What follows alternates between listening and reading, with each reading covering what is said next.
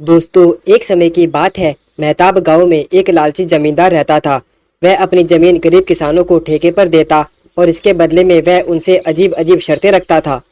उसी गांव में गोकुल नाम का एक गरीब किसान भी रहता था। जमींदार गोकुल को अपनी जमीन हर साल इसी शर्त पर ठेके पर देता कि 50% फसल गोकुल की होगी और 50% जमींदार की।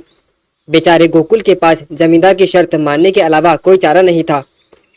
फसल होने के बाद अच्छी फसल जमींदार रख लेता था और बेकार फसल गोकुल को दे देता। गोकुल इस वजह से मुश्किल से अपना गुजारा करता था। एक दिन गोकुल का बेटा मनोज शहर से छुट्टियों में घर आया। वह अपने पिताजी की हालत देखकर और जमींदार की शर्तें सुनकर बहुत ही दुखी हुआ।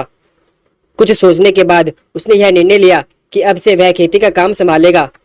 पिताजी, आप बिल्कुल भी चिंता मत कीजिए, आज से मैं हमारा खेती का काम देखूंगा। फिर वह अगले दिन जमींदार के पास गया। आओ मनोज, आओ, कैसे हो तुम? क्या बात है, तुम्हारे पिताजी नहीं दिख रहे? वो क्या है ना कि पिताजी की तबीयत कुछ खराब है, तो अब से मैं ही खेती का काम संभालूंगा। आप बताइए, इस साल आपकी क्या शर्त है? जमींदार ने मन ही मन सोचा, इसके बाप को तो आज तक उल्लू बनाया है, अब इसे तो मैं नचाऊंगा। चलो ठीक है मनोज, इस बार तुम जो भी फसल लगाओगे उसके ऊपर का भाग मेरा होगा और नीचे का भाग तुम्हारा। ठीक है सेठ जी। इतना कहकर मनोज वहां से चला गया। फिर मनोज जमीन में बीज बोकर अच्छे से फसल की बुआई करता है। 3 महीने बाद जब फसल पक कर तैयार हो जाती है तो जमींदार मनोज के पास अपना हिस्सा लेने आता है। आइए सेठ जी, इस खेत में जो घास दिख रही है वह आप ले जाइए। इस बार मैंने मूंगफली की खेती की है। आपकी शर्त के मुताबिक ऊपर का हिस्सा आपका है और नीचे का हिस्सा मेरा है। यह सब देखकर जमींदार को बहुत गुस्सा आता है।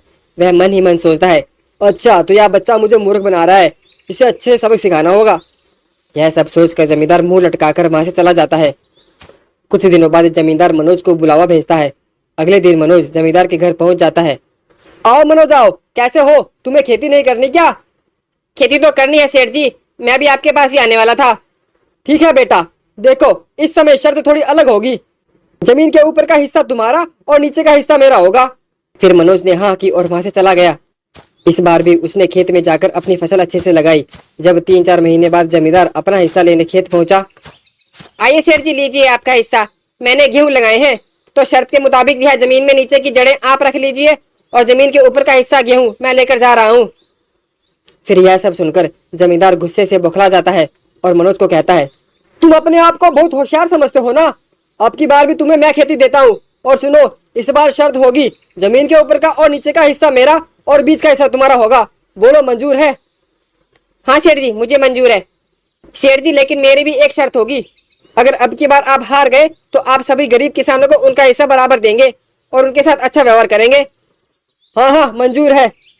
फिर 4 महीने बाद जमींदार फिर से खेत में आता है और मनोज की गन्ने की खेती देखकर हैरान हो जाता है। लीजिए सेठ जी, आपका ऊपर का और नीचे का हिस्सा। आपको शर्त तो याद है ना? हाँ बेटा, मुझे माफ कर दो, मुझे मेरी गलती का एहसास हो गया है। अब मैं किसी के साथ भी धोखा नहीं करूंगा। तो दोस्तों, कहानी से सीख मिलती है कि हमें ज्यादा होशियार नहीं बनना चाहिए, क्योंकि शेर को भी एक दिन सवा शेर मिल ही जाता है।